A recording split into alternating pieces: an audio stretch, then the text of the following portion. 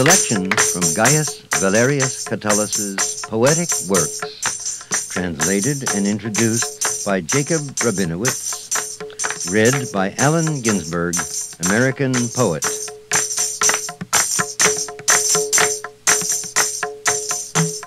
I dedicate and consecrate these woods to you, Priapus, founder of Lampsacus, whose shores are richer in oysters than all the rest of the Hellespontic coast. I'd like to try it and see.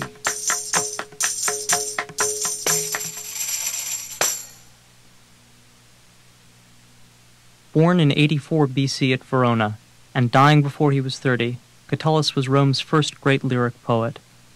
A contemporary of Cicero and Caesar, this out-of-control young aristocrat set standards of elegance and sensuality which would be followed by Virgil, Ovid, and all the Latins after.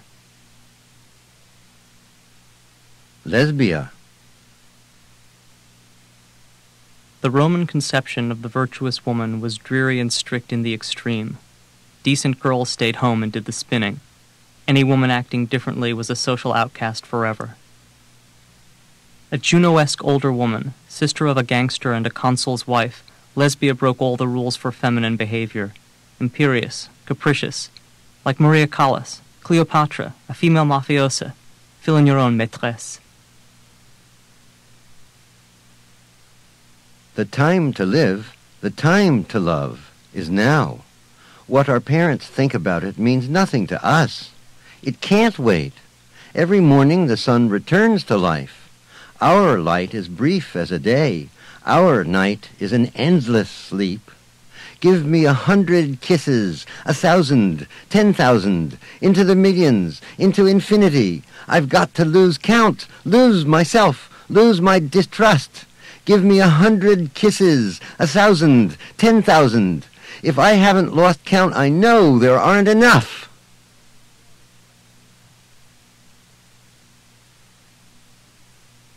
Sparrow, my girl's favorite plaything, she keeps you in her lap, amused at you, lets you attack her fingertip, provokes your sharp little nip. She's the shining center, the glowing focus of my life. It pleases her to toy with you, sweet thing. The play bites distract her from every sharper pain. Maybe I could shake this grim feeling I have if I could play with you as she does. Just forget myself and play. You want to know how many kisses would be enough for me, Lesbia? The number of sand grains between the tombs of Libya's ancient lords and the temples where Egypt worships Jove in the shape of a ram. The number of stars that watch the furtive love affairs of humankind while the night is passing over them in silence. That's how many would satisfy your crazed Catullus. What can't be counted can't be an unlucky number.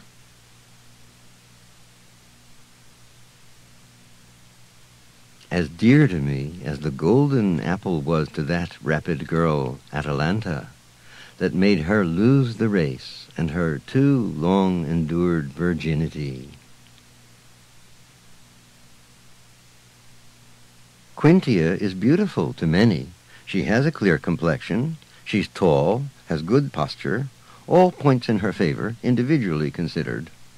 But the overall harmony that makes a woman beautiful, no, she hasn't got that elegance, that grace-giving style.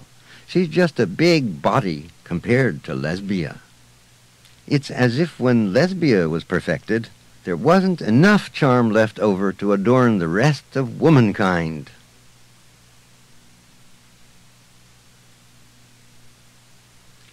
Venus and Cupid, spirits of love, lament, desires and passions mourn, and all you warm-hearted men about town, weep now, for my girlfriend's sparrow is dead, her darling bird, more precious to her than sight.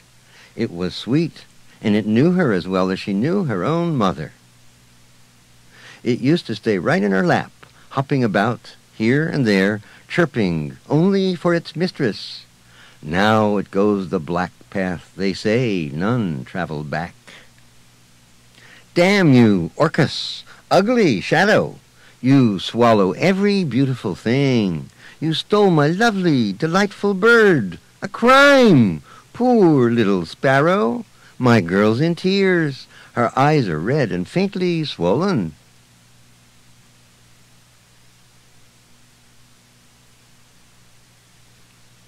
He seems to me a god, even happier than the gods. He sits with you, staring his fill, hearing your sweet laughter.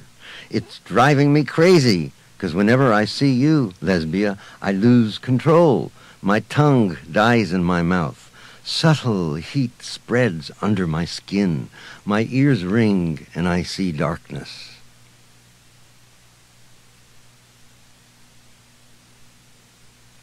You once said that only Catullus really knew you, Lesbia, that you'd rather have me than Jupiter. I loved you, not as an ordinary man loves a woman, but as a father loves his sons. Now I really do know you. While I'm even more ruinously in love with you, I've learned how worthless you are. Why do I still love you?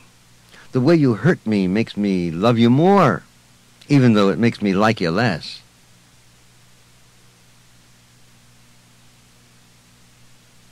Joyless Catullus, stop playing the fool.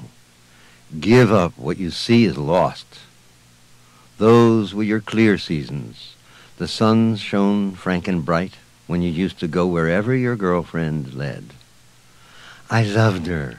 No one will ever love a girl that much. You laughed together then, when you were eager and she wasn't unwilling. White suns shone openly for you in those clear times. Now she wants no more of you. Weakling, show her the same. Don't chase what runs from you. Don't live for sorrow. Goodbye, girl. Now Catullus is firm. He doesn't need you. He isn't going to beg. But you'll be sorry when no one calls for you.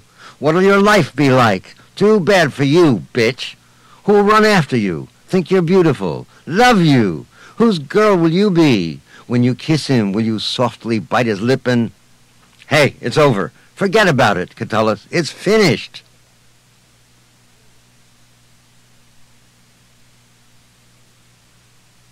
My woman says she'd rather marry me than anyone, than Jove himself. What a woman says to an eager lover is fit to be inscribed on wind or running water.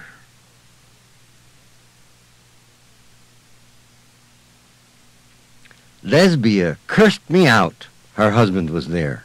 That jerk was overjoyed to hear it. Jackass, you don't understand a thing. If she was silent, it would mean she didn't care about me. If she growls and bitches, not only am I on her mind, but what's deeper and keener, I make her angry. She burns for me, and that keeps her talking.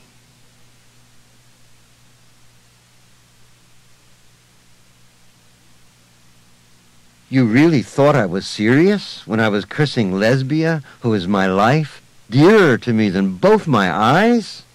I couldn't have been in earnest. I love her too much. Fools like you believe everything they hear.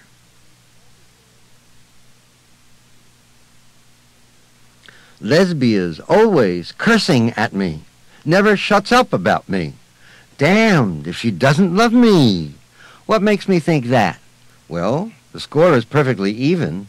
I, too, insult her energetically, but damned if I don't love her.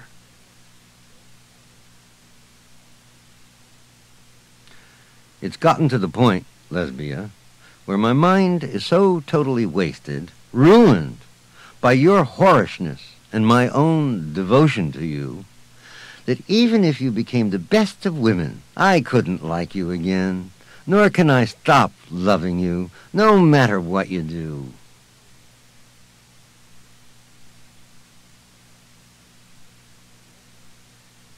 I love her and hate her at the same time. How is that possible? I don't know. It just is, and it nails me, hurting and helpless like a crucified slave.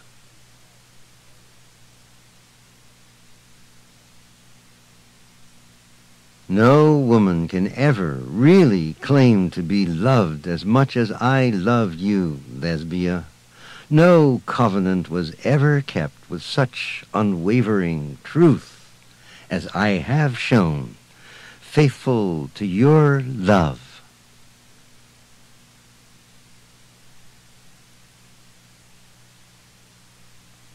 If a man can take pleasure remembering the good he's done, knowing he was true, that he was worth trusting, that he never swore by a God's name so people would believe his lies, then, Catullus, you've stored up joy enough for the rest of your life by the way you always kept honest faith to that ingrate.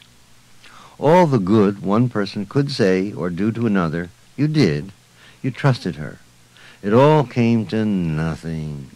Why keep tormenting yourself? Stop for a minute if you can't stop for good. It's not the gods against you. It's you. I know, but she was my forever woman. I just can't forget her. You've got to. It's your only chance. It must be done, whether you can or not.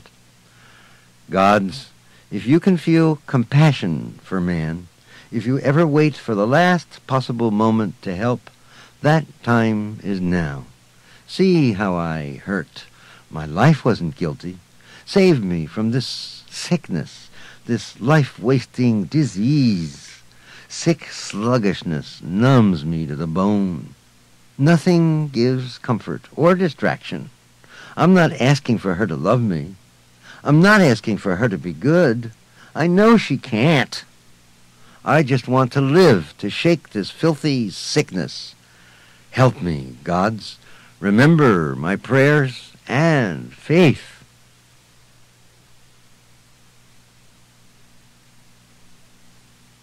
When you get something you wished for but never expected, it's really delightful. It refreshes the soul. Like when I got back my Lesbia. No lost money found was ever so much a recovery. Yes, I'd hoped, but never expected it. She returned because she wanted to. Oh, holy day that brought her back. Who's happier, luckier than me?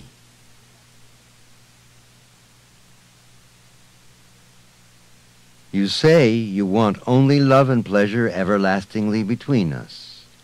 Great gods, let her honestly promise this, and say it with all heart's truth.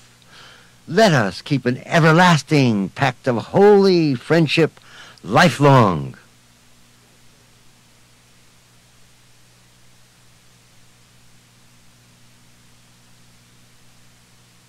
From Rivals for Lesbia.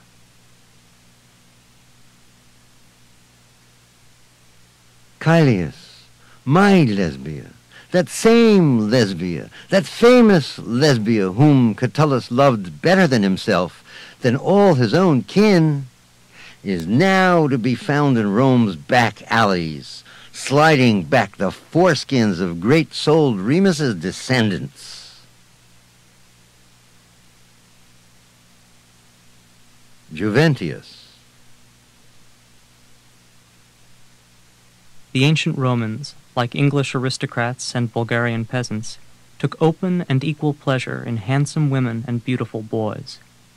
Thus Catullus had no compunction about falling in love with Juventius, a remarkable youth. 14 years old, greedy, fickle, seductive, a total tart. The poet also spent much jealous energy trying to keep the lovely Juventius out of the hands of his friends Aurelius and Furius.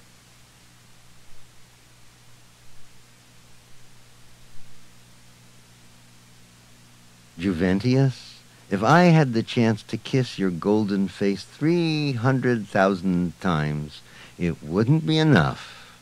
No, not if the harvest of kisses were richly dense as the ripe ears of grain in the field.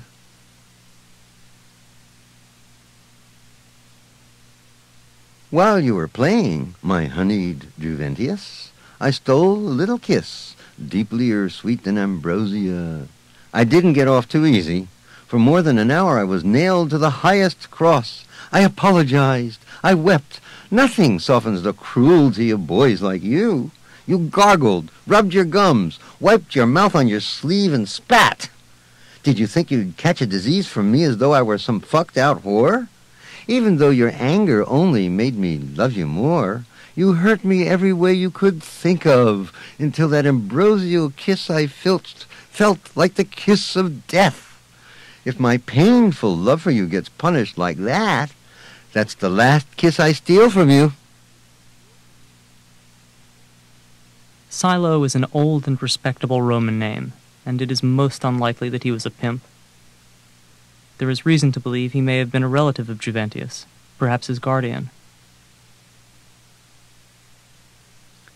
Silo, if you give me back the 10 sesterces, I won't care how furious and outraged you are.